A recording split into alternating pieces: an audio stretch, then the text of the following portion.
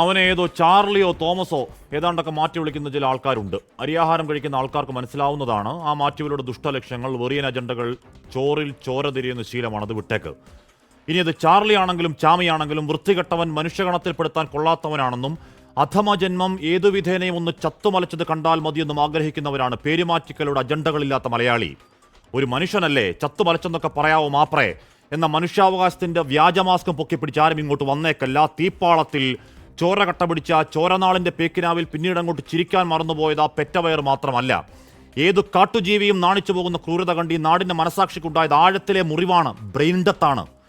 23-കാരിയെ പിഴിഞ്ഞ് പഴന്തുണി പോലെയാക്കി തല തകർത്ത ചോരപ്രളയത്തിൽ പാളത്തിൽ റേപ്പ് ചെയ്ത് കൊന്നുകളഞ്ഞ പാഴു ജന്മം പിന്നീട് പോലീസിനോട് പറയുന്നുണ്ട്, സാറേ വഴിവക്കിൽ പായസം കിട്ടിയാൽ കുടിക്കാതങ്ങ് പോകാമോ, ഓർത്താൽ ഇപ്പോഴും അടിച്ചു മോന്ത പൊളിക്കേണ്ട കൈത്തരിപ്പാണ്.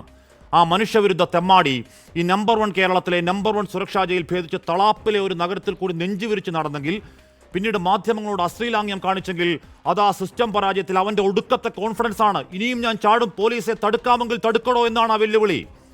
ഈ നാട് ജാഗ്രതപ്പെട്ടതുകൊണ്ടാണ് ചില PR ദുരന്ത പ്രവാചകന്മാർ ആഴ്ചയ്ക്ക് 600 വട്ടം മാധ്യമ ക്ലാസ് എടുക്കുന്ന അതേ മാധ്യമ ജാഗ്രത കൊണ്ടാണ് ആ കാളകൂടം അകത്തായതല്ലാതെ കാക്കിത്തൊപ്പിയിലെ പൊന്തൂവൽ എന്നൊക്കെ പറഞ്ഞ് BGM വിട്ട് തള്ളൽ അല്പത്തരമാണ്. ഏമാന്മാരെ നാണമുണ്ടോ? അരക്കഴഞ്ചിന് വേണ്ട ഉളുപ്പ്.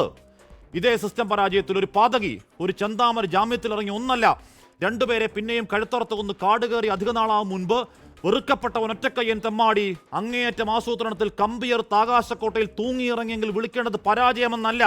ഒറ്റപ്പെട്ട 100 അനാസ്ഥകളിൽ ആ സിസ്റ്റം നിരന്തരം ദുരന്തമാണ്, മഹാദുരന്തമാണ്, നാണം കെട്ട തോൽവി.